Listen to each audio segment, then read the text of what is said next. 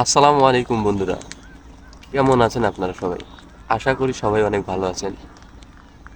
আজকে আবারও আপনাদের সামনে নতুন একটা গল্প নিয়ে চলে আসলাম। আশা করি মনোযোগ দিয়ে শুনবেন। আজকে যে গল্পটি বলবো সেই গল্পটিতে একজন রেস্টুরেন্টের কর্মচারী, একজন বড়লোক বাবার সন্তান এবং একজন বড়লোক বাবা রয়েছে। যে রেস্টুরেন্টের কথা বললাম ওই রেস্টুরেন্টে অনেক বড়লোক বাবার একটা ছেলে প্রত্যেকদিন নাস্তা করত। নাস্তার শেষে ওই রেস্টুরেন্টের কর্মচারীকে সে অনেক বড় অঙ্কের একটা টাকা টিপস হিসেবে দিত।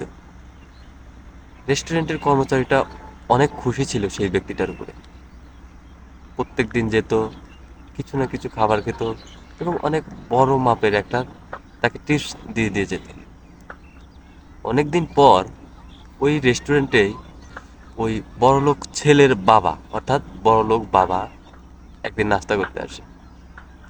সে স্বাভাবিকভাবে নাস্তা করে, অনেক কিছু খায়, কিছু জিনিসপত্র প্যাক করে নেয় এবং খাওয়া দাওয়া শেষে ওই রেস্টুরেন্টের কর্মচারীকে ডাকে। যখন রেস্টুরেন্টের কর্মচারীটা আসে তখন তাকে বলা হয় যে আমার বিল হয়েছে কত। রেস্টুরেন্টের কর্মচারীটা যা বিল হয়েছে তাই বলে। আনুমানিক ধরেন 1,000 টাকা বিল হয়েছে, সে 1,000 টাকার কথাই বলে। তখন ওই বড়লোক ব্যক্তিটা 1,000 টাকা প্রথমে দেয়, তারপরে তাকে টিপস হিসেবে 20-30 টাকা বা 50 টাকা দেয়। তখন রেস্টুরেন্টের কর্মচারীটা একটু মন খারাপ করে।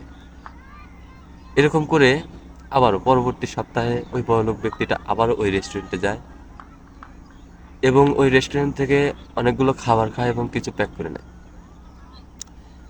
সেদিনও সেমভাবে ওই বড়লোক ব্যক্তিটা ওই রেস্টুরেন্টের কর্মচারীকে ডাকে এবং বলে আজকে আমার বিল হয়েছে কত। সেদিনও কর্মচারী যা বিল হয়েছে সেটাই বলে। ওই বড়লোক ব্যক্তিটা যা বিল হয়েছে তার চাইতে 50 বা 100 টাকা বকশিস হিসেবে তাকে দেয়।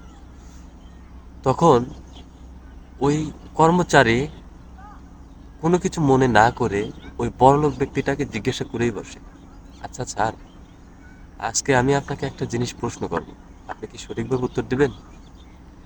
বড়লোক ব্যক্তিটা বলে, অবশ্যই, কেন কেন দেব না, তুমি অবশ্যই জিজ্ঞাসা করতে পারো, বলো।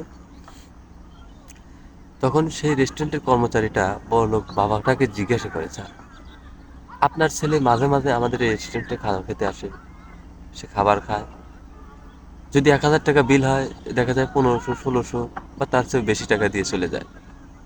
আপনি তো তার বাবা, আপনার তো আরো বেশি সম্পত্তি, সে তো আপনার সম্পত্তি পাবে, অথচ আপনি আমাদেরকে টিপস দেন মাত্র 50 টাকা, 100 টাকা, 30 টাকা, এরকমটা কেন?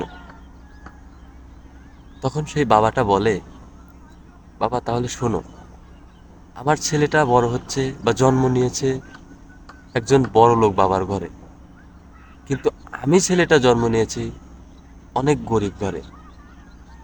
তাই আমি চাইলেও আমার অতীতকে কখনো ভুলে যেতে পারবো না। এই যে আমি একটা গল্প বললাম, এই গল্পটার মাধ্যমে আমরা কি শিক্ষা করতে পারলাম, কি জানতে পারলাম? এই গল্পটার মাধ্যমে আমরা জানতে পারলাম যে অতীতকে কখনো ভুলে দেওয়া ঠিক নয়। কারণ অতীত হচ্ছে আমাদের সবচাইতে বড় শিক্ষক। আর বড় শিক্ষকের শিক্ষা যদি আমরা ভুলে যাই তাহলে জীবনে উন্নতি করতে পারলেও সেই উন্নতিটা খুব একটা বেশি দিন আমরা ধরে রাখতে পারবো না। ধন্যবাদ বন্ধুরা।